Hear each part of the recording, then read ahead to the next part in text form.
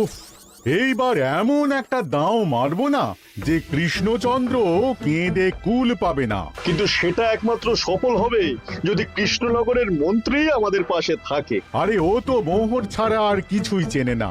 ওকে খবর দিয়েছি এক্ষুনি এলো বলে। রাজামশাই, কৃষ্ণনগরের মন্ত্রী এসেছেন। ওকে ভেতরে পাঠিয়ে দাও। প্রণাম খাম্বাজরাজ। এ কি রানীমা, আপনি? আমি তোমাদের কৃষ্ণনগরের রানী নই। আমার নাম ললনা। আমি হরেক রকমের গলায় কথা বলতে পারি। এটা আমার আসল গলা। ওরে বাবা রে বাবা রে বাবা, আপনি তো প্রতিভার জলজ্যান্ত রূপ। একে আপনি কোথা থেকে পেলেন খাম্বাজরাজ? বেশ কিছুদিন আগে একটা যাত্রা দেখতে গিয়ে ললনার সাথে পরিচয় হয়। ওর ব্যাপারে সবকিছু জানার পরে আমার মাথায় একটা বুদ্ধি খেলে যায়। তাই আপনি আমাকে ডেকে পাঠিয়েছেন, তাই তো? একদম তাই। আমার একটা পরিকল্পনা আছে। ছলে বলে কৌশলে ওই কৃষ্ণনগরের আসল রানীকে কিছুদিনের জন্য বাইরে পাঠাতে হবে, আর সেই সুযোগে সেসব দায়িত্ব আমার ওপরে ছেড়ে দিন। আমি নিজের দায়িত্ব নিয়ে ললনাকে কৃষ্ণনগরের রানীর সমস্ত আদব কায়দা শিখিয়ে দিয়েছি। এখন শুধু আমি বাকি ব্যাপার নিয়ন্ত্রণ করব। এখন মহারাজ বাৎসরিক হিসেব নিয়ে ব্যস্ত, তাই রানীমা চলে যাবেন আর তার বদলে ঢুকবে ললনা দেবী। তাহলে আর দেরি কেন? আজ রাতেই বেরিয়ে পড়ো। আর যদি আমার পরিকল্পনা অনুযায়ী এগোতে পারো, তাহলে কিছুদিন পরে তুমি হয়ে উঠবে কৃষ্ণনগরের রাজা। আমার কত দিনের আশা। চলুন তাহলে। হ্যাঁ চলুন, রাজবাড়ির বাকি ব্যাপার যেতে যেতে বুঝিয়ে দেব। রানীমা কিভাবে কথা বলেন, কাকে কি বলে ডাকেন, রাজবাড়ির কোথায় কি আছে সব।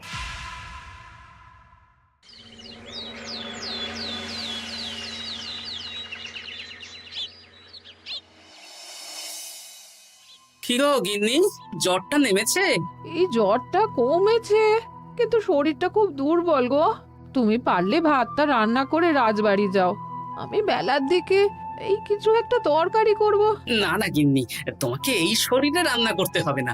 আমি তরকারির সবজি কুটে রাখছি। হ্যাঁ, ওই পুটির মাকে বলে রাখবো, ও এসে রান্না করে দেবে। তাহলে তো ভালোই হয়। জ্বরে একেবারে শরীরটা দুর্বল করে দিয়েছে গো। হ্যাঁ, তুমি বিশ্রাম নাও গিন্নি, আমি রান্নাঘরে যাই। কি গোপাল আজকে এখনো এলো না? ও কোনোদিন সময় এসেছে মহারাজ? ওকে তাড়িয়ে আপনি একটা কাককে রাজসভায় রাখলেও সে সময়ে আসবে। না, আসলে গোপালের গিন্নির খুব জ্বর, আমি দেখে এসেছি। তাই হয়তো ওর গিন্নির সেবা শুশ্রূষা করতে গিয়ে গোপালের দেরি হচ্ছে। তোমাকে আর গোপালের হয়ে কাসুন্দি গাইতে হবে না। এই তোমরা থামো তো। একটু দেরি হয়ে গেল মহারাজ। আসলে গিন্নির খুব জ্বর, তাই কিছুটা রান্না করে এলাম। আচ্ছা আচ্ছা আচ্ছা, তা এখন তোমার গিন্নির শরীর কেমন আছে? আগের থেকে ভালো আছে মহারাজ। জ্বরটা কমেছে, কিন্তু শরীর খুব দুর্বল। বেশ বেশ, একটু যত্ন আত্তি করো। যাই হোক, আজকে সারা বছরের খরচের হিসেব আর আগামী অর্থনৈতিক বছরের প্রকল্প নিয়ে আলোচনা হবে। আলোচনা শুরু করা হোক। বিগত অর্থনৈতিক বছরে বিভিন্ন খাতে মোট খরচ হয়েছে 15,700 মোহর, আর বিভিন্ন কর বাবদ উপার্জন হয়েছে 22,000 মোহর। তাহলে তো মহারাজ ভালোই লাভ হয়েছে। এবার আমাদের দিকে একটু নয়ন মেলে তাকালেই হয়। সেসব তো দেখবই, কিন্তু তার আগে আমি মন্ত্রীর সাথে বিগত বছরের সব খরচ নিয়ে হিসেবে বসবো। হ্যাঁ, বেশিরভাগ দায়িত্ব তো মন্ত্রীমশাইয়ের কাঁধেই থাকে, তাই উনি কোনো হিসেবে জল দিয়েছেন কিনা সেটাও পরখ করে নেওয়া যাবে। এত কাজের চাপ যাচ্ছে কদিন, শান্তিতে ঘুমোতেও পারছি না। মন্ত্রী, তুমি আজ বিকেলে রাজবাড়িতে চলে এসো। বিগত অর্থনৈতিক বছরের হিসেবগুলো একবার দুজনে বসে মিলিয়ে নেব। আচ্ছা মহারাজ, যা করার তাড়াতাড়ি করে নিতে হবে। এখন দেরি করলেই এই বছরের প্রকল্পগুলো শুরু করতে দেরি হয়ে যাবে। মহারাজের জয় হোক। বলো প্রহরী, তুমি কি কিছু বলবে? মহারাজ, একজন কালো চাদর মুড়ি দেওয়ার লোক এলেন আর আমার হাতে এই চিঠিটা ধরিয়ে দিয়ে চলে গেলেন। এই গরমে চাদর মুড়ি? অদ্ভুত লোকটা। কি রে বাবা? সর্বনাশ! কি হলো? তোমাদের রানীমার জ্যাঠামশাই খুব অসুস্থ, তাই পরিবারের সবার সাথে দেখা করতে চান। ও মা গো, আজ সভা এখানেই শেষ। এইবার শুরু হবে আসল খেলা।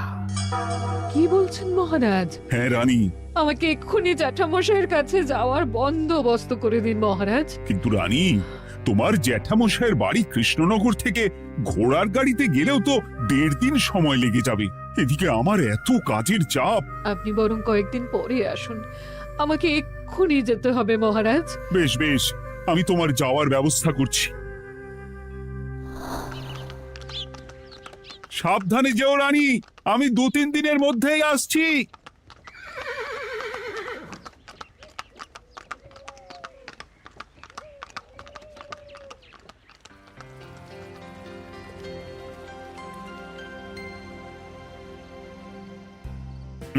মন্ত্রী, বিগত অর্থনৈতিক বছরে আমাদের পাঠশালার উন্নতির জন্য কত খরচ করা হয়েছিল একটু দেখো তো।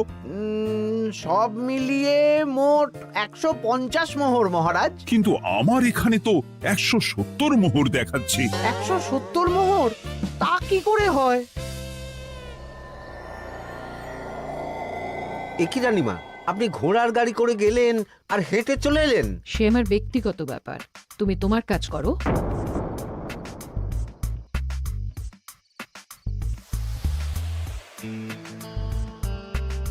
এ কি রানী, তুমি চলে এলে? আমার শরীরটা খুব একটা ভালো লাগছে না মহারাজ, পেটটা কামড়াচ্ছে।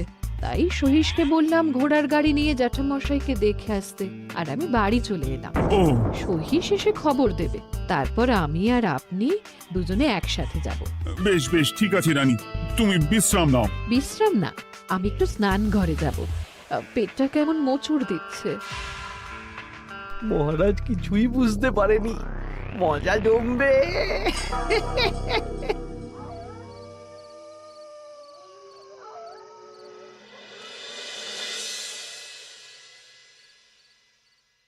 এ কি রানী, তুমি তোমার সব গয়না গাটি বের করছো কেন? আমার আর এই পুরনো নকশার গয়না পছন্দ নয় মহারাজ।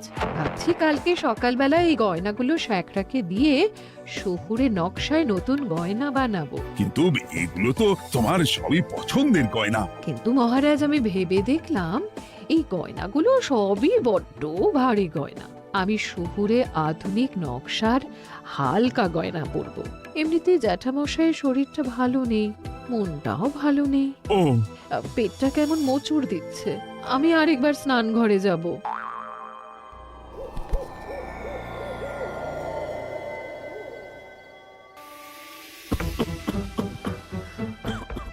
ওই তো মন্ত্রী মশাই এসেছে।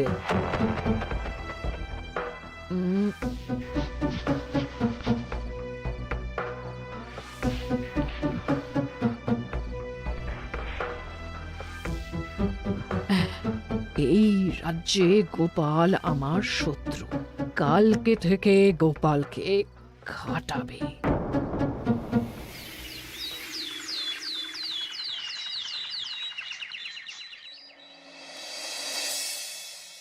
হায় হায় হায়, কি হলো রানী, কি হলো? গতকাল রাতে আমার সমস্ত গয়না চুরি হয়ে গেছে। হ্যাঁ? বলো কি প্রহরী? বলুন মহারাজ। গতকাল রাতে রানীর সব গয়না চুরি হয়ে গেছে। তুমি আরেকজনকে নিয়ে এক্ষুনি খোঁজ করা শুরু করো। যথাজ্ঞা মহারাজ।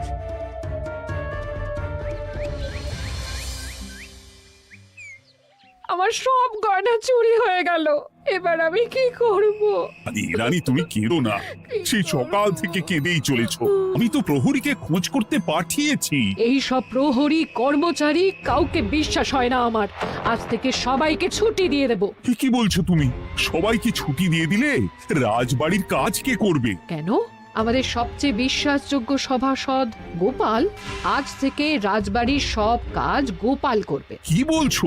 আপনি কি বলতে চাইছেন? গোপাল বিশ্বাসযোগ্য না? হ্যাঁ, গোপাল আমার সবচেয়ে প্রিয়। ওর চেয়ে বিশ্বাসযোগ্য আর কেউ নেই। কিন্তু কোনো কিন্তু না, বলবেন আপনার আদেশ। এক্ষুনি গোপালকে ডেকে পাঠান। যেমন তোমার ইচ্ছে।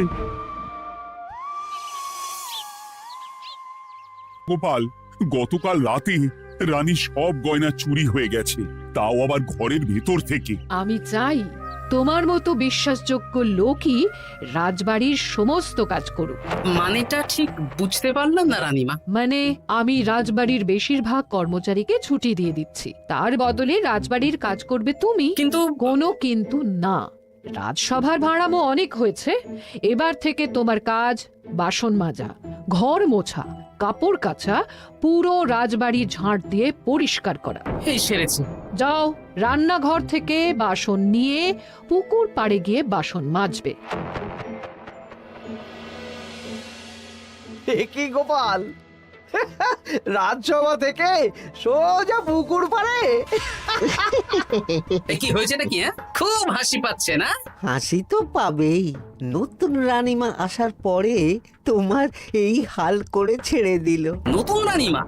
না, আসলে ঘটা বলতে চাইছে রানীমা তোমাকে নতুন চাকরি দিয়ে এই হাল করলো। ও যা হয়েছে ভালো হয়েছে, আমার পেছনে না লেগে নিজের কাজ করুন যান। কোথায় কি বলতে হয় জানিস না নাকি? অভ্যেস নেই তো, তাই মুখ ফসকে বেরিয়ে গেছে।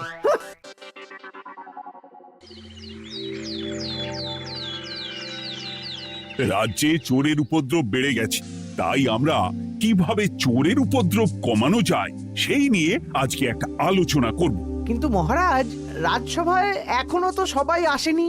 এই তো এসে গেছি। ওই রাজবাড়ির জামা কাপড় কাচ্ছিলাম। এ কি, গোপাল এখন রাজবাড়ির জামা কাপড় কাচে? হ্যাঁ, সেসব করতে গিয়ে আমার নিজের জামা কাপড়ই ভিজে গেল, তাই বদলে এলাম। মহারাজ, রানীমা ঘোড়ার গাড়ি করে এসেছেন। মানেটা কি? রানী তো রাজবাড়িতেই আছে। কি মহারাজ, আমি প্রহরীদের কাছে শুনলাম আমার মতন দেখতে কেউ রাজবাড়িতে উড়ে এসে জুড়ে বসেছে। মানে তুমি তো আগেই চলে এলে। কি কাণ্ড! এই কে? শুনলাম আমার মতন দেখতে কেউ এসেছে। ও আচ্ছা, আপনি। তা কি চাই আপনার? বোঝো কাণ্ড, একরকম দেখতে একরকম গলা, এ বলে আমি আসল, ও বলে আমি। হায় হায় হায়, আসল নকল বোঝাই দায়। একটা নয়, দুটো রানী। আমার জ্যাঠামশাই একদম সুস্থ। এই মহিলা নিশ্চয়ই ভুয়ো চিঠি দিয়ে নিজের রাজবাড়িতে ঢোকার সুযোগ খুঁজছিল। একদম বাজে কথা বলবেন না। আপনি কে সত্যি করে বলুন। সমস্যা সমস্যা, ঘোর সমস্যা। আমার কোনো পাণ্ডিত্য দিয়ে বুঝতে পারছি না কে আসল আর কে নকল। আমি আসল, বিশ্বাস করুন।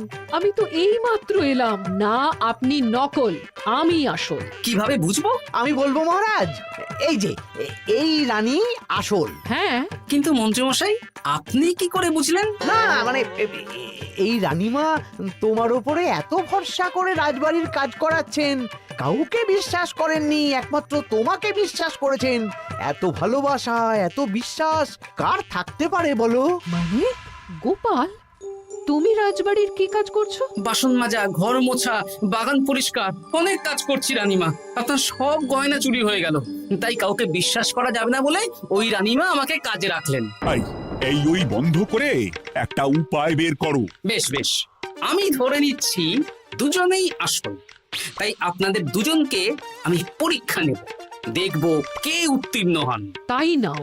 আপনারা দুজনেই তো সেনাপতিকে চেনেন, বলুন তো সেনাপতির আসল নাম কি? সনাতন সেন। আচ্ছা, আপনাদের বাপের বাড়ি কোথায়? বিজয়গড়। দূর দূর, গড়গড় করে সবই বলে দিচ্ছে। এভাবে হবে না, অন্য কোনো উপায় ভাবো। বেশ, সেনাপতি তলোয়ার দাও তো। দিচ্ছি। এই নিন, এই তলোয়ার দিয়ে মহারাজকে মেরে ফেলুন। আপনাদের মধ্যে কে মারতে চান বলুন। এসব তুমি কি বলছো গোপাল? মহারাজ আমার পতি পরমেশ্বর, ওনাকে আমি মারতে পারি? আমি স্বপ্নেও ভাবতে পারিনি গোপাল তুমি এই জঘন্য কাজ আমাকে করতে বলবে। আমি নিজের প্রাণের আহুতি দিতে পারি, কিন্তু মহারাজের গায়ে একটা আঁচড়ও দিতে পারবো না। উফ, খাম্বাজরাজ বেছে বেছে এক ধুরন্ধর নারীকে পাঠিয়েছেন, কোনো জবাব নেই। আমি বুঝতে পারছি না মহারাজ, এনাদের হাবভাব, কথাবার্তা, রূপ সবই একরকম।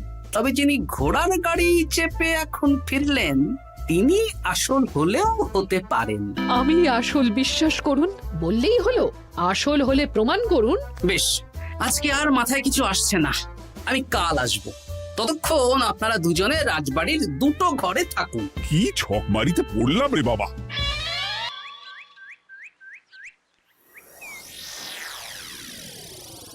ললনা একদম তৈরি হয়ে এসেছে। দারুণ মজা হচ্ছে বলুন। এবার শুধু একবার আসল রানীকে সরিয়ে ললনা যদি রানী হয়ে যায়, তাহলে রানীর গয়নার মতন সব আমার হাতে চলে আসবে। তারপর কি হবে? তারপর ধীরে ধীরে মহারাজকেও কায়দা করে সরিয়ে দেব, আর খাম্বাজ রাজ আর আমি এই দুজনে মিলে এই রাজ্য চালাবো। কি বুদ্ধি আপনার মাথায়।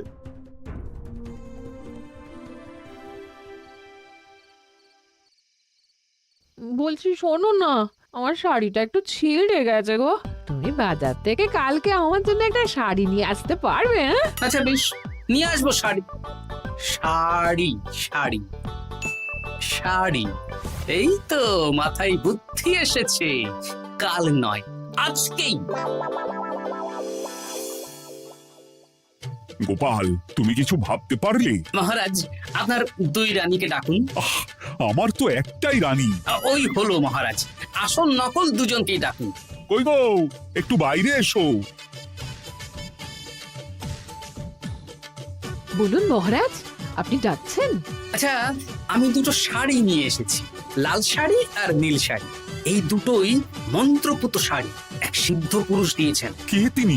না, সেসব এখন বলা যাবে না, তবে এই শাড়ি দুটো একটা একটা করে ওনাদের দিয়ে দিন।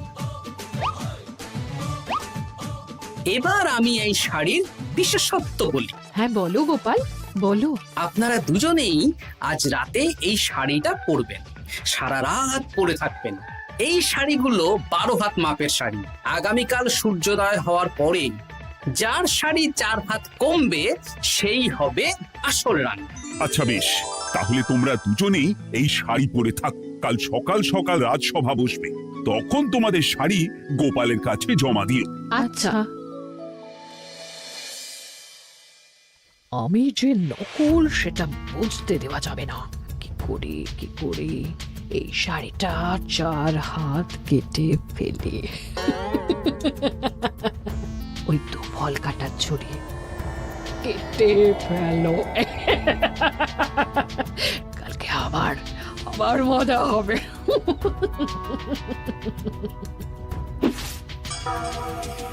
হে ঠাকুর, রক্ষা করো ঠাকুর, আমার শাড়িটা যেন 4 হাত কমে যায়। ঠাকুর রক্ষা করো।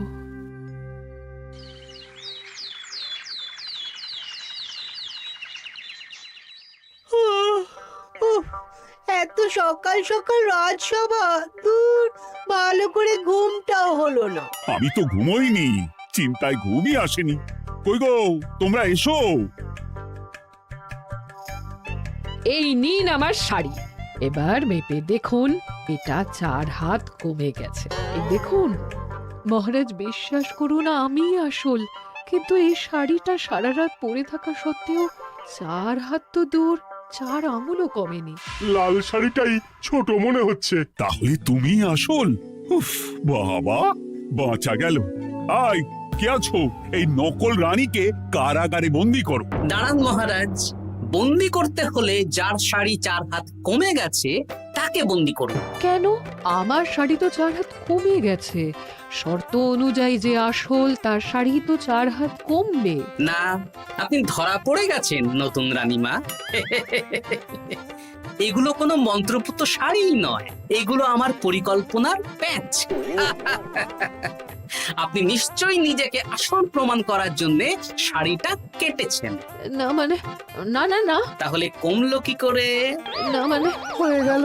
সত্যি গোপাল, তোমার বুদ্ধির জবাব নেই। গোপাল, তুমি আমাকে বাঁচালে। এই যে নতুন রানীমা, চুপ করে কেন? ওকে আমি কারাগারে গিয়ে বেত মারছি, তাহলেই সব বলবে। বল, কে তুই বল। আসলে মানে আমার নাম ললনা, আমি যাত্রাপালা করি, অনেক রকম গলায় কথা বলতে পারি। কদিন আগে খাম্বাজ রাজ আর এই মন্ত্রী মশাই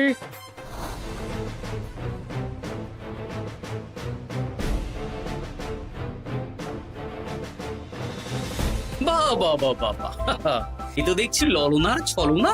তা তার মানে রানীমার গয়না? ওগুলো তো সব মন্ত্রীকে দিয়েছি, জানলা দিয়ে কাপড়ে পেঁচিয়ে নামিয়ে দিয়েছি। মন্ত্রী, তোমাকে আমি শুলে চড়াবো। ভুল হয়ে গেছে মহারাজ, আমাকে ক্ষমা করুন।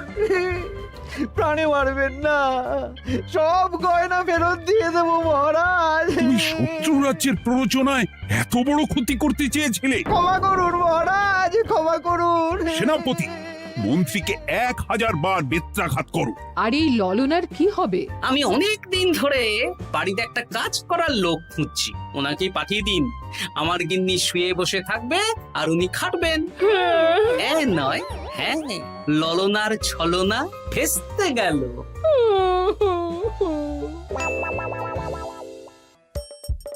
হাসির রাজা, জ্ঞানের রাজা, রসিক রাজা।